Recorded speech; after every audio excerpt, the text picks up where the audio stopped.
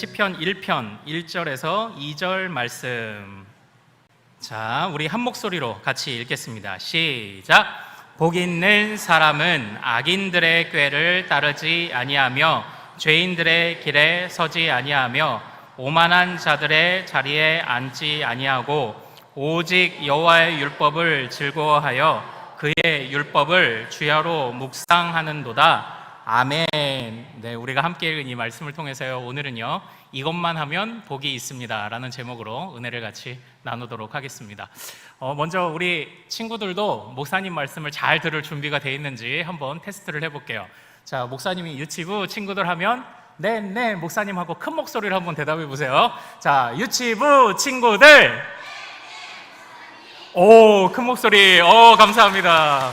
자, 우리 유초등부, 그 다음 청년부 준비하세요. 자, 우리 유초등부 친구들. 뭐! 자, 청년부.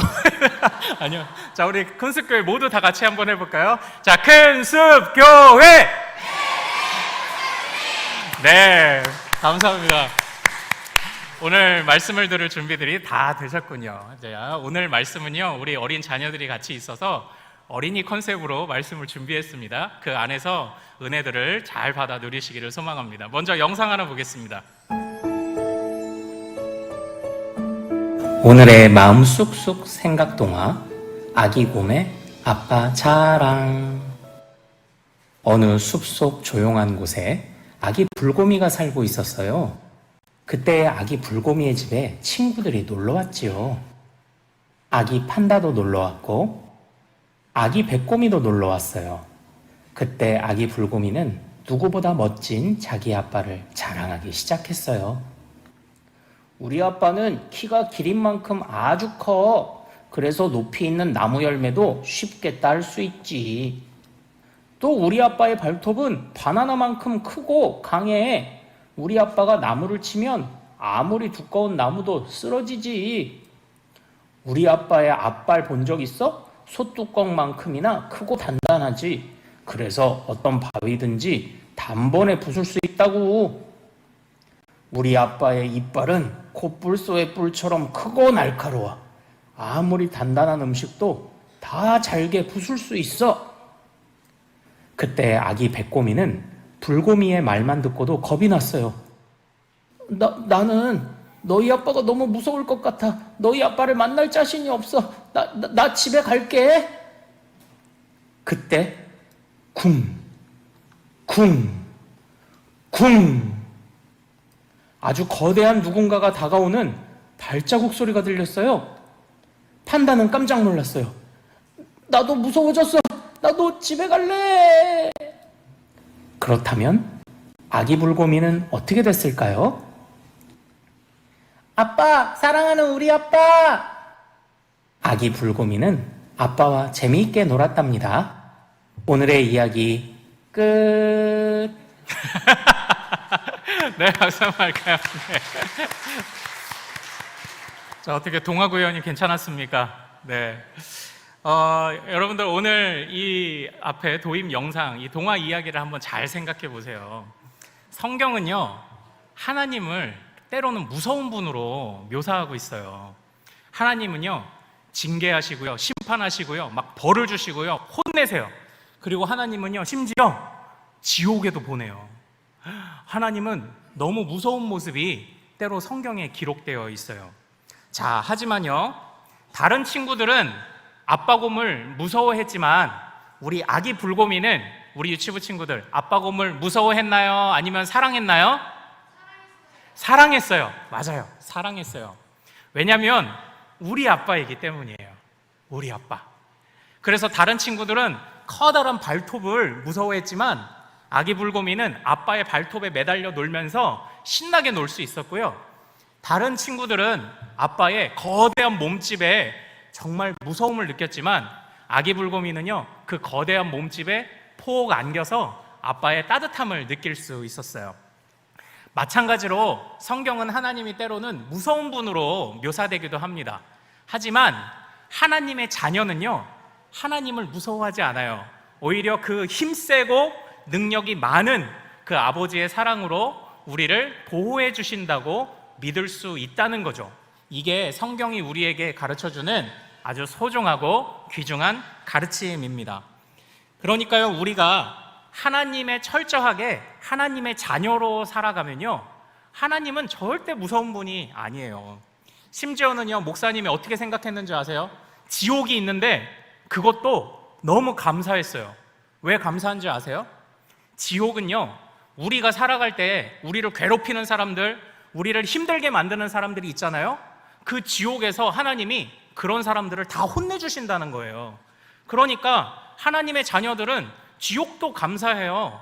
왜냐하면 우리의 억울함을, 우리의 어려움을 하나님이 다 해결해 주신다는 거니까요. 그래서 오늘 우리가 읽진 않았지만 시편 1편 4절과 5절에도 그 말씀을 하고 있습니다. 우리 성경에 있는 모든 친구들과 우리 어른들 같이 한번 4절 5절 읽어보겠습니다. 시작. 악인들은 그렇지 아니하며 오직 바람에 나는 겨와 같도다.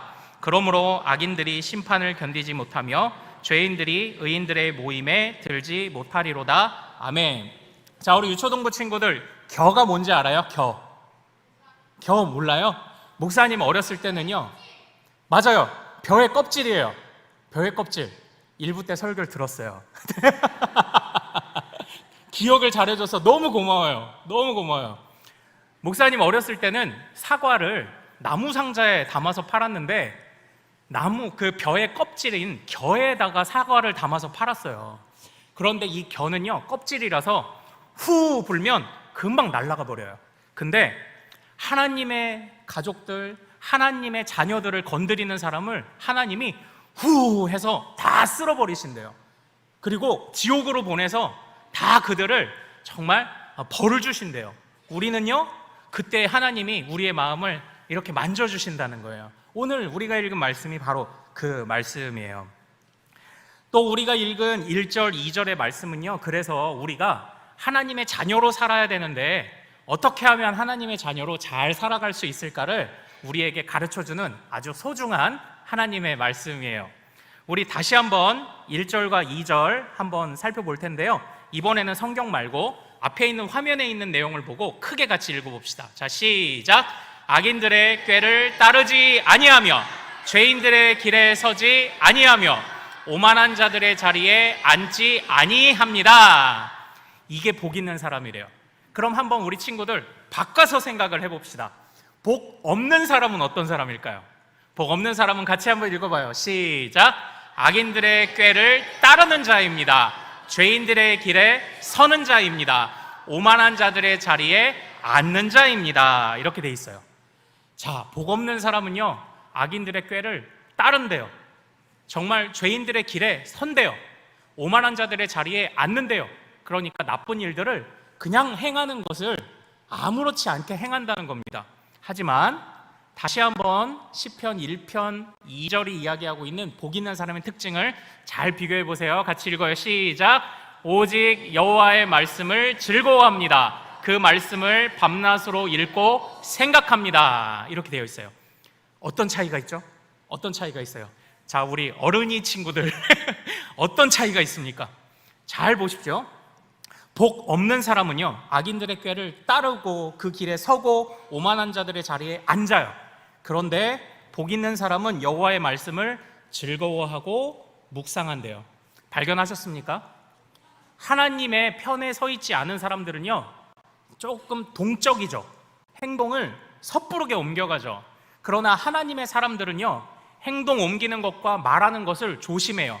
일단은 한번 하나님의 말씀을 생각하고 묵상해서 한번 쉬어갑니다. 이게 하나님께 복 받는 사람과 복 받지 못하는 사람의 차이가 되는 거예요. 그러니까 하나님의 복 받는 사람들, 하나님의 자녀는요, 함부로 말하지 않아요. 함부로 행동하지 않아요. 또 한번 생각하고 또 한번 고민하고 하나님 앞에 또 한번 기도해요.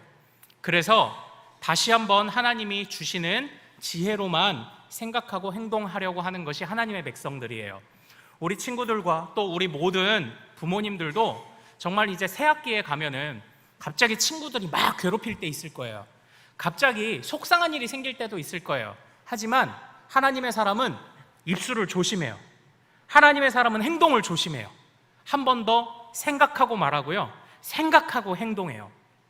우리 어른들이요, 여러분들을 어떻게 하면 잘 기를 수 있을지, 우리 어린 친구들을 잘 기를 수 있을지 많은 자료들을 또 보고 공부도 많이 하실 텐데, 그런데 그때 마음에 왜 이렇게 분노가, 화가 차오르거나 그럴 때 마음속으로 하나, 둘, 셋 이렇게 좀 한번 쉬어갈 수 있는 심호흡을 하라는 이야기를 그런 우리 들어보신 우리 또 어른들도 많이 계실 겁니다. 그런데 단순하게 성경이 말하는 거는요, 단순하게 그래 심호흡해, 그래 너 지금 뚜껑 열렸으니까 좀 진정하고 말해, 이게 차원이 아니에요. 아무리 우리를 유혹하는 상황들이 있고 우리가 넘어지도록 우리를 자극하는 상황들이 있다 하더라도 그 상황과 나 사이에 하나님이 일하실 수 있도록 내 자리를 내어드리는 겁니다. 하나님이 그 사이에 개입하셔서 하나님이 정말 이 모든 상황을 주관해 주시고 우리의 가정과 우리의 자녀를 하나님께 맡길 수 있도록 잠시 하나님 앞에 나의 권리를 위탁하는 시간을 보내라는 거예요. 그래서요, 정말 마음으로 심사숙고하죠. 마음으로 다시 한번 생각하죠. 하나님이 이 상황을 주관하여 주옵소서. 하나님이 이 상황 속에 인도하여 주시옵소서. 이것이 하나님의 복받는 사람이다라는 겁니다. 자, 우리 친구들, 우리 또 하나의 영상을 볼 거예요. 그때 성경에서 보면 막 함부로 행동한 사람이 나오고요, 또 고민하면서 하나님 앞에 다시 한번 돌아보고 천천히 행동하는 사람이 또 나와요. 한번 두 번째 영상 보겠습니다. 여기 화내고 있는 한 사람이 있어요. 이 사람의 이름은 바로 사울 왕이에요. 사울 왕은 왜 화가 났을까요? 바로 다윗 때문이죠. 본래 사울 왕은 다윗을 아끼고 사랑했어요. 사울 왕이시여, 하나님을 알지도 못하면서 하나님을 욕하는 저 골리앗 거인을 물리치고 오겠습니다.